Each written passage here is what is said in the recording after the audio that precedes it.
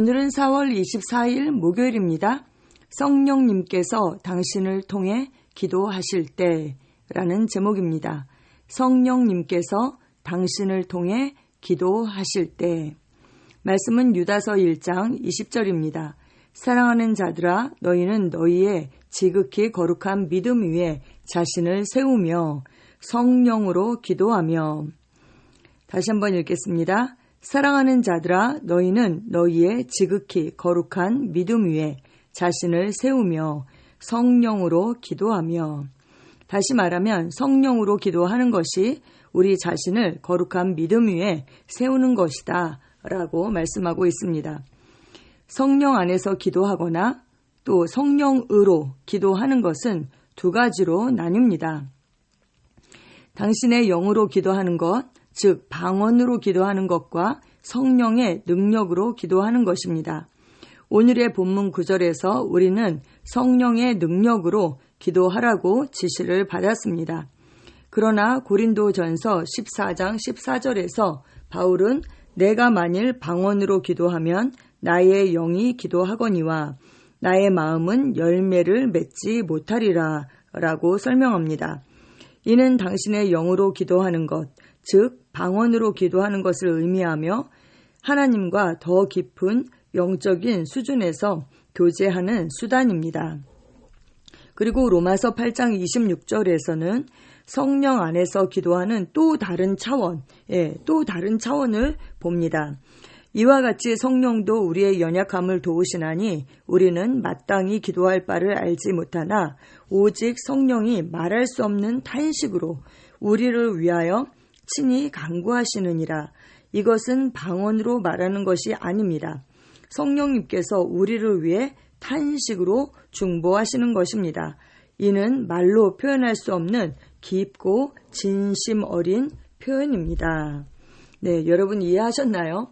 성령 안에서 기도하는 것, 다시 말하면 성령으로 기도하는 것, 그 성령으로 기도하며 이것을 원어로 보면 성령 안에서 기도한다 이렇게 되어 있어요.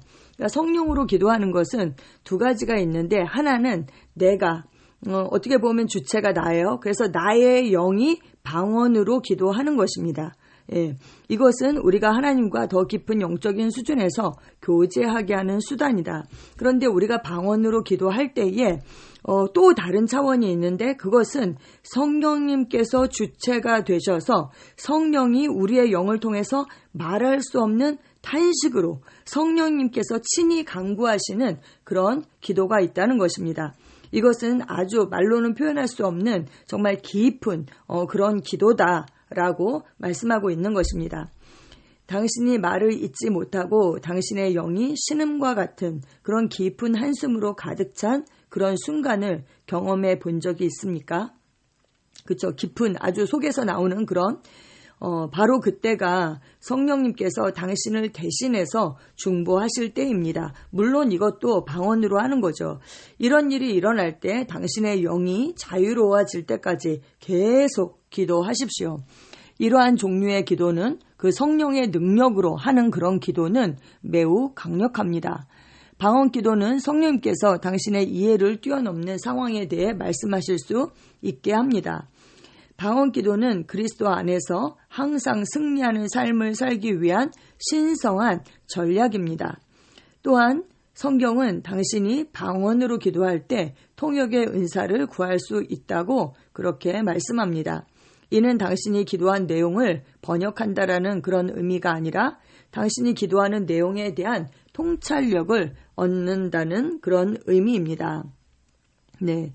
그러나 성령님께서 당신을 통해 탄식으로 기도하실 때 더 깊은 기도, 성령님께서 주체가 되어서 그 기도를 이끌고 나가시고 우리가 그런 강력한 기도를 할 때에 그분께서 계시해 주시지 않으면 당신은 그 기도의 자세한 내용을 알지 못할 수도 있습니다. 성령님께서 우리를 통해 그렇게 기도하실 때 나타나는 그 능력과 효과는 부인할 수 없습니다. 영적 세계에 분명한 그 어떤 변화가 있는 것이죠. 우리는 이 땅에서 천국의 능력과 통치권을 불러내고 신성한 실제를 나타냅니다. 예, 그 성령님의 능력으로 기도하니까요. 그 천국의 능력과 통치권을 풀어내게 되고, 예, 신성한 어떻게 우리의 어떤 그런 능력이 아니라 정말 그 디바인 파워에 의해서 어떤 실제를 물리적인 세계에 나타내게 하는 것이죠. 이것이 제가 기도하는 것을 사랑하고 즐기는 그런 이유 중 하나입니다. 아멘. 우리가 방언으로 기도할 때도 우리가 늘 승리하는 삶을 살 수 있도록 그냥 하나님께서 우리를 그분의 말씀으로 우리를 낳으셨을 뿐만 아니라 그냥 생명을 주시고 거기서 끝난 것이 아니라 고아처럼 버려두지 아니하시고 성령 하나님을 우리에게 보내주셨죠. 우리가 그 생명으로 잘 자랄 수 있도록. 그런데 그 성령님께서 우리가 늘 승리하는 삶을 살 수 있도록 강력한 무기인 방언, 기도를 성령 안에서 기도하는 그 툴을 우리에게 주셨습니다.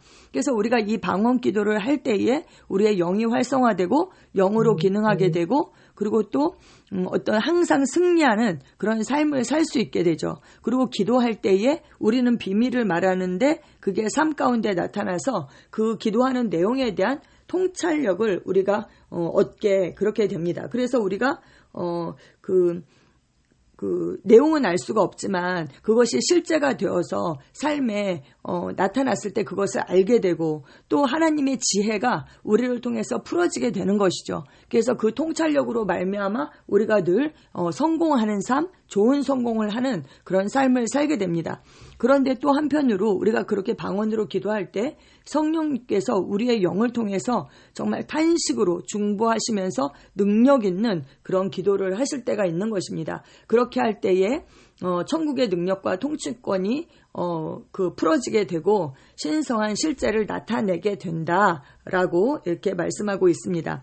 여러분 아셨죠? 예, 방언으로 기도할 때 이러한 일들이 일어나게 됩니다. 근데 우리가 아무리 이러한 유익을 알아도 실제 우리가 성령 안에서 성령으로 기도하지 않으면 그것이 우리에게 유익이 될 수가 없죠. 그래서 우리가 정말 기도의 자리에서 우리에게 주신 이 선물을 잘 활용하면서 영으로 우리가 기도해야 합니다. 그렇게 영으로 기도하는 것이 우리에게 훈련될 때에 우리는 정말 하나님과 더 친밀히 그렇게 영적인 수준에서 교제하게 되고 또 영적인 세계에서 하나님을 경배하게 되고 또 성령님께서 우리를 통해서 중보하시는 그런 능력 있는 그런 기도를 할 수 있게 되는 것입니다.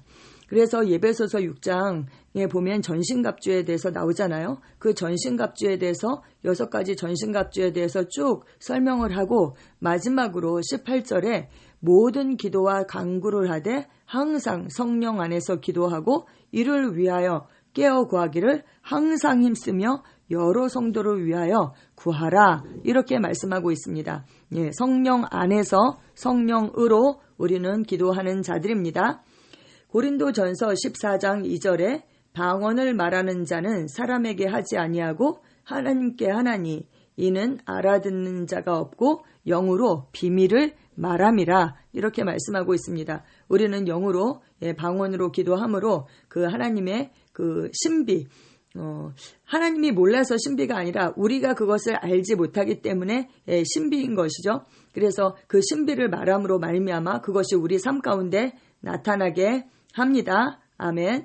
오늘 로마서 8장 26절이 본문 중에 나와 있었는데 27절까지 다시 한번 읽겠습니다. 이와 같이 성령도 우리의 연약함을 도우시나니 우리는 마땅히 기도할 바를 알지 못하나 오직 성령이 말할 수 없는 탄식으로 우리를 위하여 친히 간구하시느니라. 마음을 살피시는 이가 성령의 생각을 아시나니 이는 성령이 하나님의 뜻대로 성도를 위하여 간구하심이니라. 아멘. 기도 함께 하시겠습니다. 사랑하는 아버지, 나의 이해를 넘어 기도하도록 도우시는 성령의 선물에 감사드립니다. 내가 방언으로 기도하고 성령의 능력으로 기도할 때 모든 한계가 제거되고 내가 지속적인 승리 가운데 행한다고 선포합니다. 오직 위와 앞으로만 가는 삶을 살 수 있는 이 신성한 전략에 감사드립니다. 예수 이름으로 기도합니다. 아멘.